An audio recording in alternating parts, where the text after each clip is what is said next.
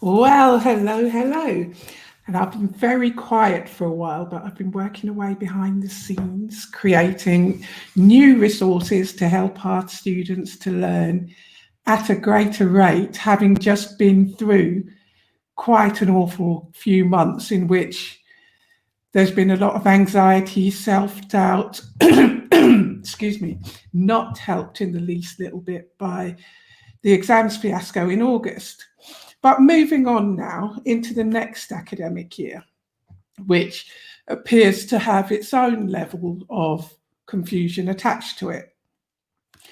Exams will go ahead next year, albeit possibly later. There is no extra time to catch up. Even though the exams are coming in later, the level of catch up is quite monstrous, but we'll talk about that because it doesn't mean that it can't be done. It just means it takes a level of preparation to do it. And one of the first things that we have to ensure is done is the preparation for the process. Because I often get asked, how do I know my child's learning? How can I help my child to learn? It depends on the child. You need to get that connection with your child, have conversations about the learning, find out what they enjoy, find out how they like to learn, really. That's what it comes down to in the end. I'll give you an example.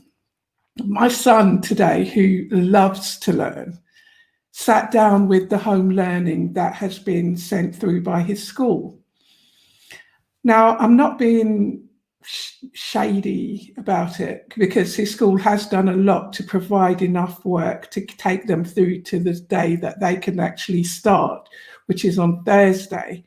However, the work that they've given them, which is produced by the National Oak Academy, was putting him to sleep.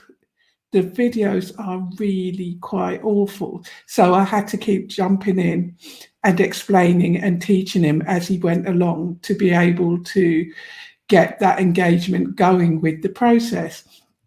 This is really where the difficulty arrived, because not everybody has that luxury to be able to do that. We have to a certain extent, be able to hand over certain duties while we go off to work. So what else can we do? Take take half an hour or so in the evening. What have you been doing today? What did you enjoy? How do you think you would enjoy that better? Because what my child said was he didn't enjoy the video elements of his learning, but he was open to learning more another way. He'd rather read. He'd rather do anything.